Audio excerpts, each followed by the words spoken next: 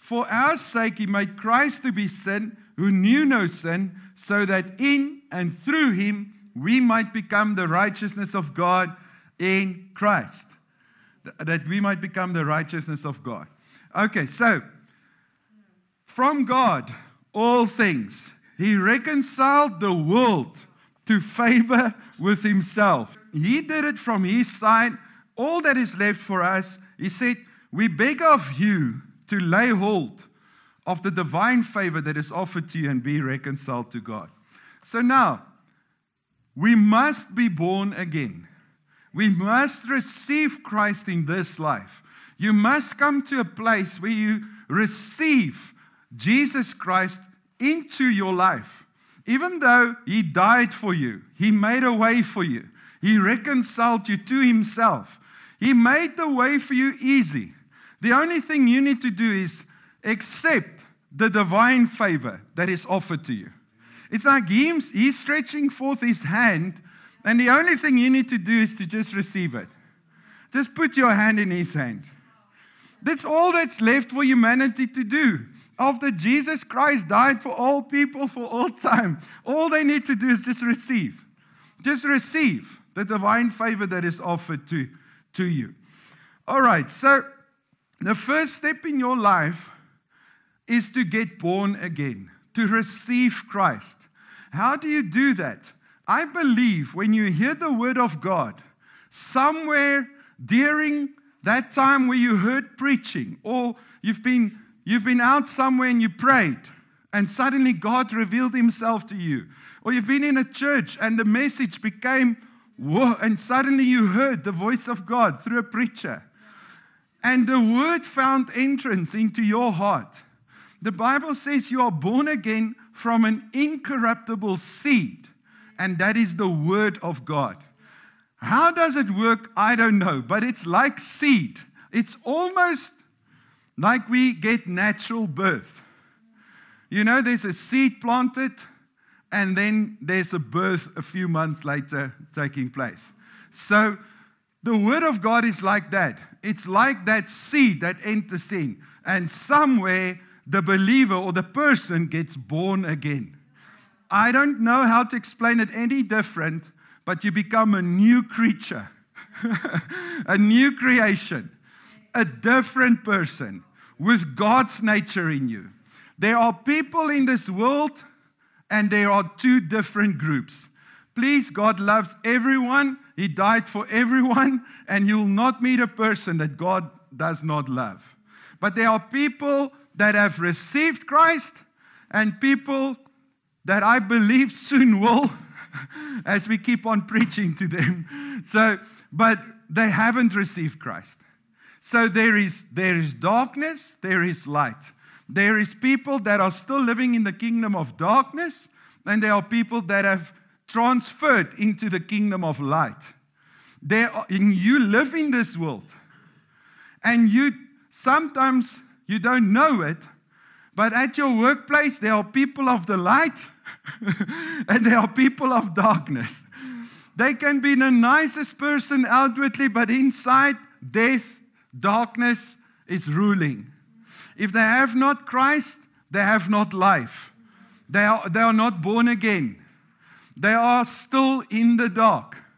So the Bible says, and in Colossians, that Paul said it like this: I've been translated from darkness to light. You need to be translated from darkness to light, from the kingdom of darkness to the kingdom of the Son of His love. You need to come into Christ. Christ needs to come into you. You need to become a different person, born again. At your school, children, they're all nice children, and you don't have to point them who's of darkness and who's of light, because you love all people. All right? Don't tell them you're of your father the devil.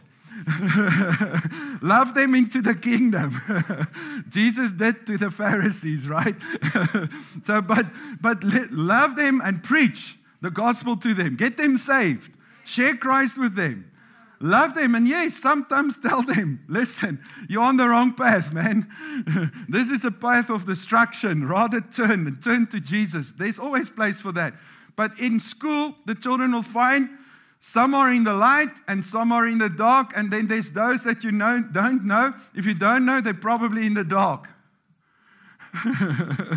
Or they're busy getting into that place of getting into the light.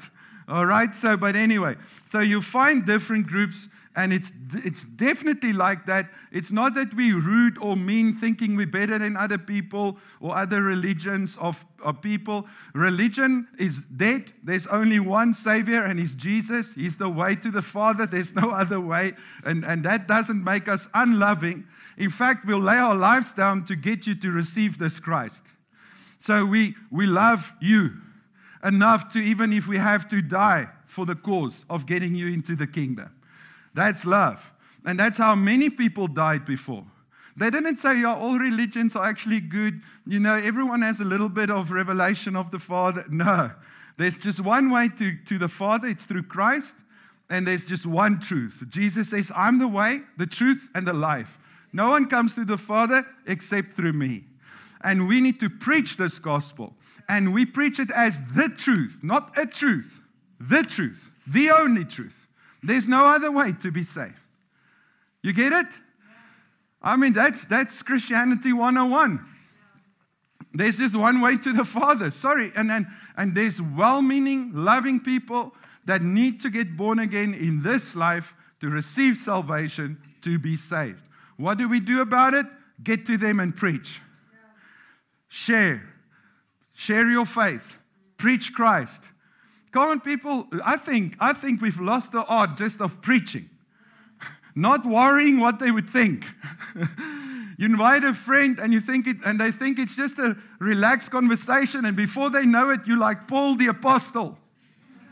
And you are unto them with the good news of Christ, like they can't believe it, and they don't know what's happening to them, and before they know it, they receive Christ right there. Come on. Church, we need to be as bold and radical as that. That is the foundation. Today I want to share about your foundations of faith, or the foundation of your faith. And the first step is to get born again, to receive Christ in this life. The next step, according to Scripture, is to get baptized. Now, if you haven't been baptized in water, you are not saved by your baptism. You are saved because you believe in Christ. But your baptism confirms what you believe. And today I'm going to just jump a little bit fast through these. But I can read scriptures to put everything nice. We can do a whole course on this and do a month on this. But so I'm doing a fast forward version. Okay. But you need to get baptized. Why? Because that is the next step. This is what Jesus said. Believe and be baptized. Get baptized. What is baptism? You declare what you believe in public and to yourself. And some of us, the day we received Christ, we have a date. I remember it till today. I have a date where I received Christ. All right? It's the 18th of April, 1999, where I received Christ as my Savior. And I knew it. I was never the same. Zapped by the power of God. I was shaking. It was like out of my framework of experiencing. Like I did not grow up even knowing the power of the Holy Spirit, but I was literally transformed by the power of the Holy Spirit in a moment. Now, I have a time like that. Some of you don't remember the exact day where that transformation took place. But all of us can have a day of baptism where you can point back to and say, that's where I left the old life. I became that new creation. I'm a believer in Christ. I cannot lose this or go back to it. If I'm born again, I cannot be unborn again. I'm born in Christ. I live in Christ. I live in Christ now. If you're truly born again, and that's the debate, people say, can you lose your salvation? I would rather doubt the born again initial experience, that it wasn't just the brainwashing. But if you're truly born again, I do believe you won't lose what God has given. In fact, it's already given. How do you lose what's already given? Just receive it. If you've received it, you've received it. You've become that new creation person. You're you're going to be born again inside, but live in darkness because of your mind that's not renewed. All right? And it's a life of destruction, and it's killing, and it's a terrible life to live. All right, so, but you have to be born again. Let's just say that. So the foundation of your faith is you have to get born again. You need to get baptized. If you get baptized, you've started. All right? Now, if you haven't been baptized now, that's your next step. Why do you need to get baptized? Because that is you declaring publicly what you believe. You were saved before you got baptized. But you make a statement. You have a place to look back to and say, listen, somewhere before that, I received Christ.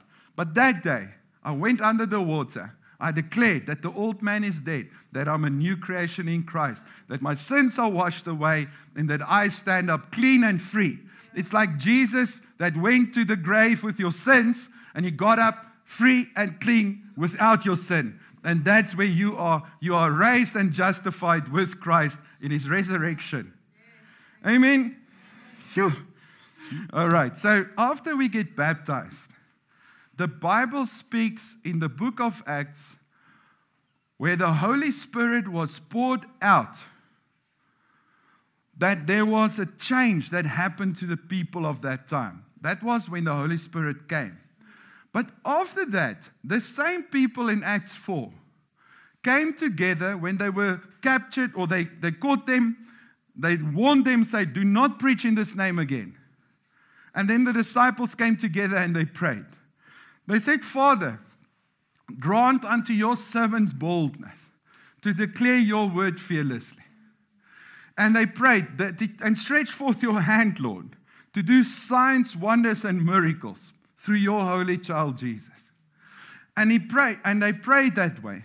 And then the place where they were gathered was shaken, and they were all filled with the Holy Spirit. Now, that is according to, if you look in the book of Acts, and you see in a place where the disciples came and they were ministering, and some people have not received the Holy Spirit in such a way.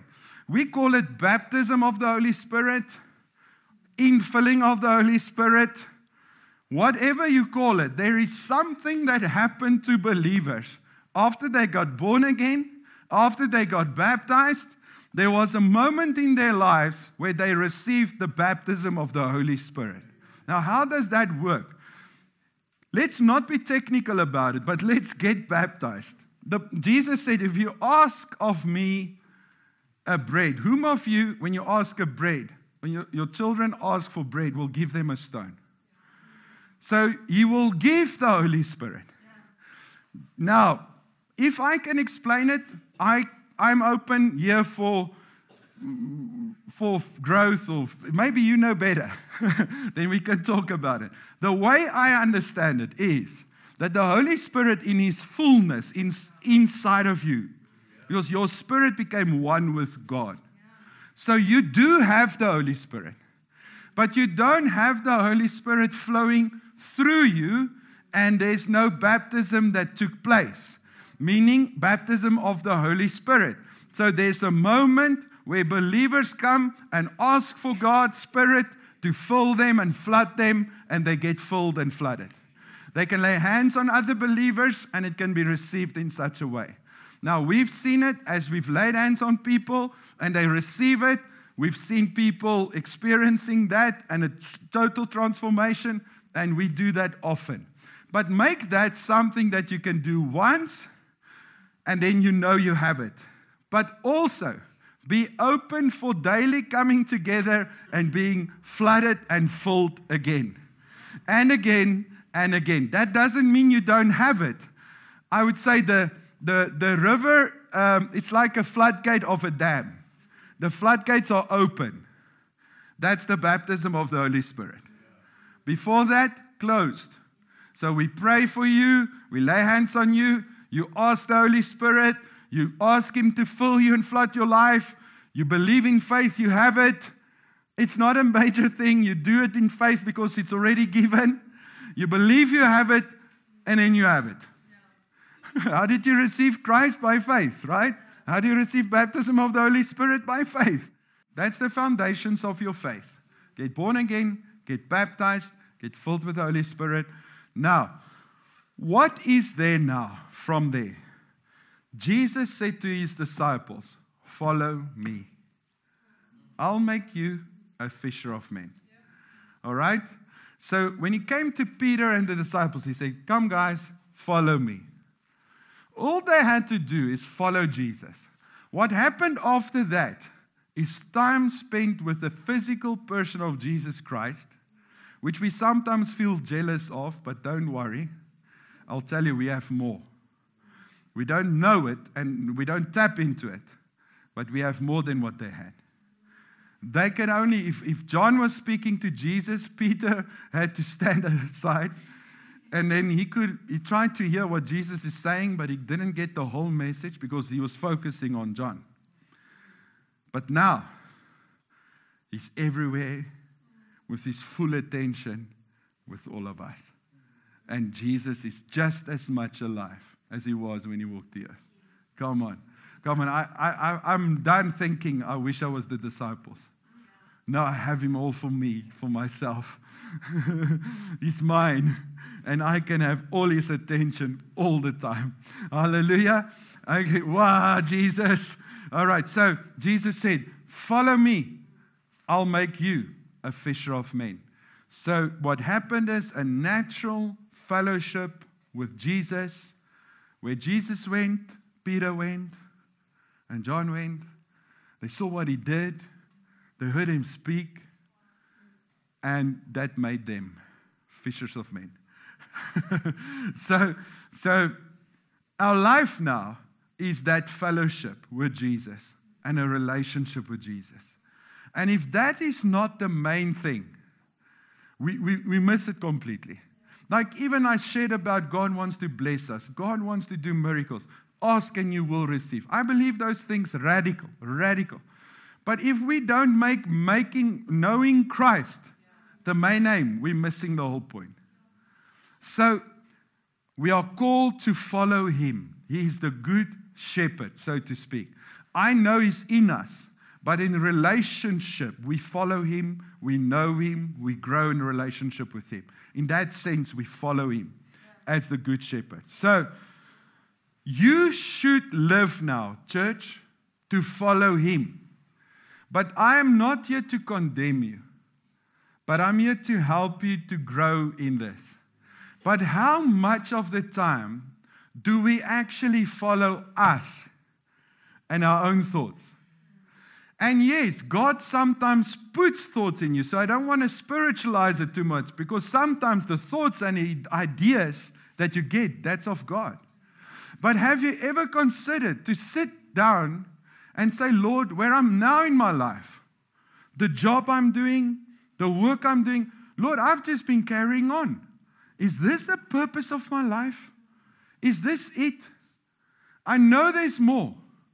But if this is it for now, I will do my job because this is part of the purpose of God for me. But if it's not, have you ever considered to go and sit and say, Lord, here's my life.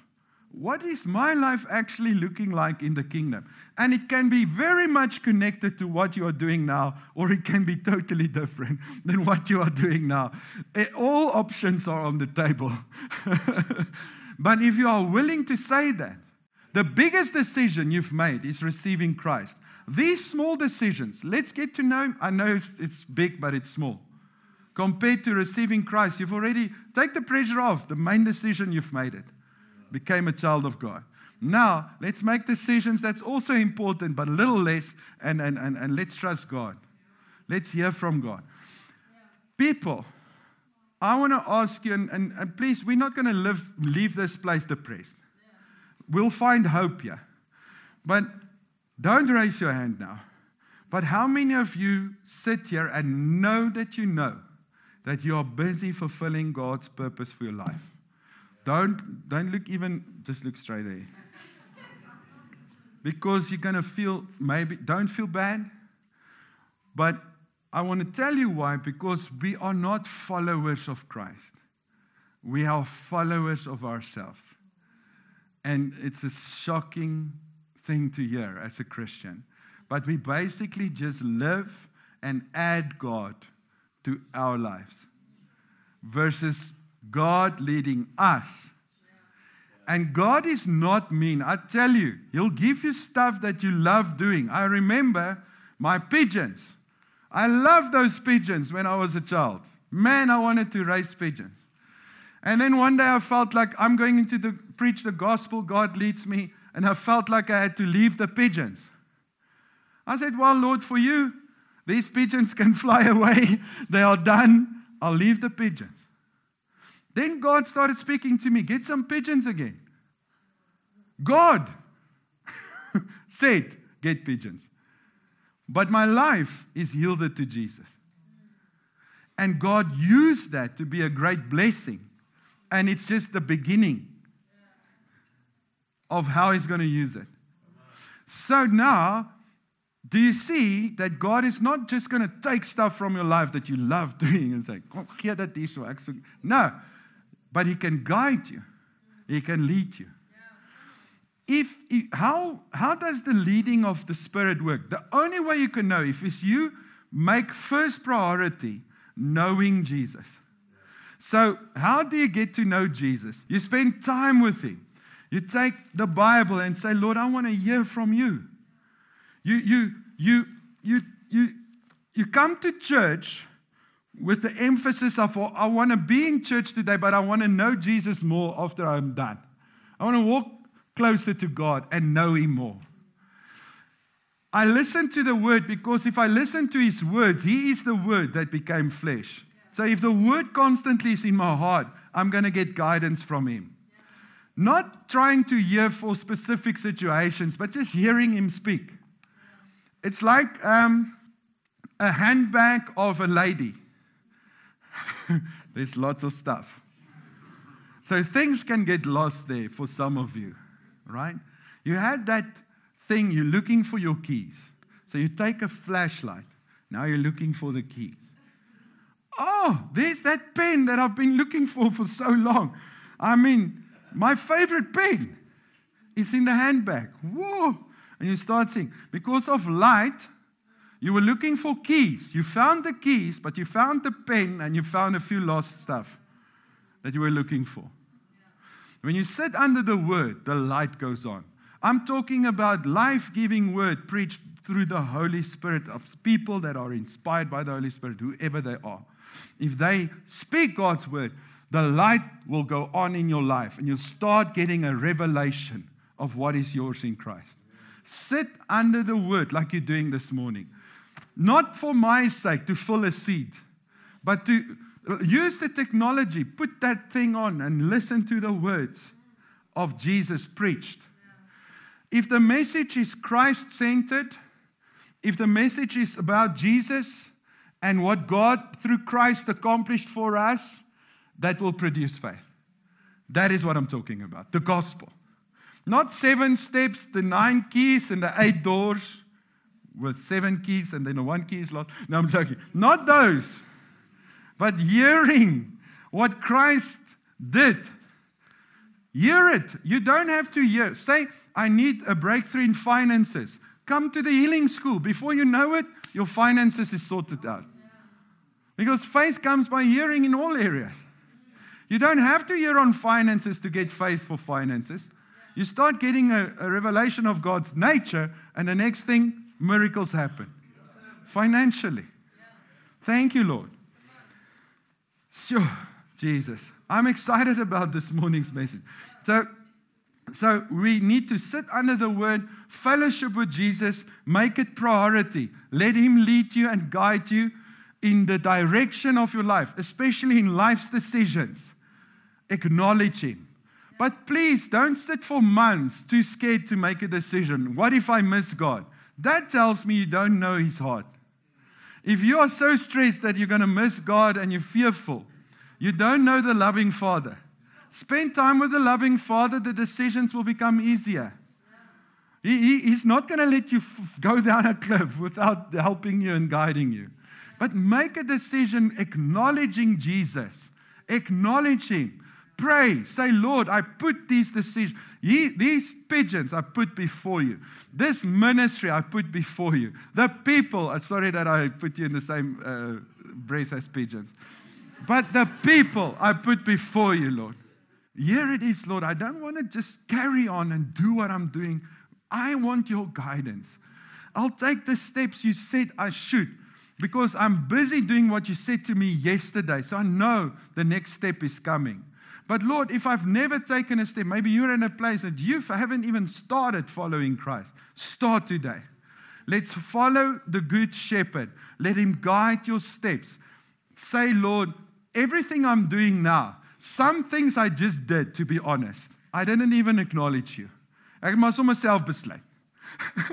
Other things, I thought that it was you, but I'm actually not sure. And other things, yes, I feel you said it to me, but I can also be wrong. So I put them all before you. I give you my children, my family, my life. You're a good father. I know you're not going to take anything away from me that is like, I'm willing, but I know you're not like that. So here I am, Lord. I'm not scared to put my life in your hands. Can you guide me from here? Can you take me and my wife and my family and guide us from here? Can you be the shepherd of our lives? Can you be the shepherd of this family? Will you lead us, Lord? I don't want to follow me. I want to follow you. Following the Good Shepherd. Let me recap. We've received Christ. We got baptized. We got filled with the Holy Spirit. And we now live to know Jesus. We are following the Good Shepherd. Following the Good Shepherd involves putting knowing Him priority. That would be spending time with Him, go sit somewhere, spend time with a person. If it's in every day, if you walk around and pray, that's also good. Whatever works for you, but spend time in pursuing knowing the person. And then coming to a church where the Word of God is preached, that's Christ-centered, not motivation. That's going to make you the biggest willpower man. No, we want God's power. Okay, don't be running. You can run on willpower or God's power. Run on God's power. That comes through the gospel. The gospel tells you you are dead, you are useless, you need Jesus. The gospel tells you, daar's in elk geval nie hoop vir jou nie, ontvang. Receive the gift of salvation. That's the gospel. Motivation. You can do it. You will make it. No, you will not. If you trust in Jesus, you will. You get it? So depending on Christ. Anyway, so God is not motivating that dead man. He declares him dead to you constantly. You died with Christ. You are dead. You died with Christ. You're a new man. You died with Jesus. You're a new creation. You're a new creation. Don't try and be better. Allow me to live through you. Get to know Jesus, He'll live through you. That's how you shine the light. Let your light so shine before men. How? By knowing Christ the light. Then the light shines. If we live to know Christ, we follow Christ. Part of being a follower of Christ is making the Great Commission also a priority. First is to know Christ. Second is the Great Commission. After you've been born again, you got baptized, you got filled with the Holy Spirit.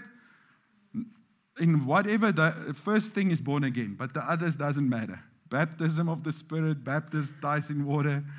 You got that done. Now you emphasize and focus a living relationship with Jesus. And part of that is church. It helps you grow. But I'm not with you Monday, Tuesday, Wednesday. You need to have a relationship with Jesus that He's not speaking to you only on Sunday, but start here. I mean, some people won't come to church because I need to know God by myself, but you don't. Just come to church and get to know God. And from there, grow in a personal relationship with Jesus. And He'll show Himself. He's not dead. I woke up this morning. God said to me, I'm alive. I will show myself to the people. So sometimes I preach and sometimes the emphasis is on me trying to convince people. And God said to me this morning, don't worry. I'll show myself to them. I'm alive. We're not trying to get to know a God that's dead. This God that we put our foot forward and say, I've been longing, God's been longing for it, and you've been longing for it. I want a real, authentic, growing relationship with you, Lord. I've come to even this church for years. I've come to different churches. But I do desire closer fellowship and union with you. And you, so the Bible says, if you come to God, draw near to Him in relationship, and He will draw near to you. You are one with Him, but draw near in relationship.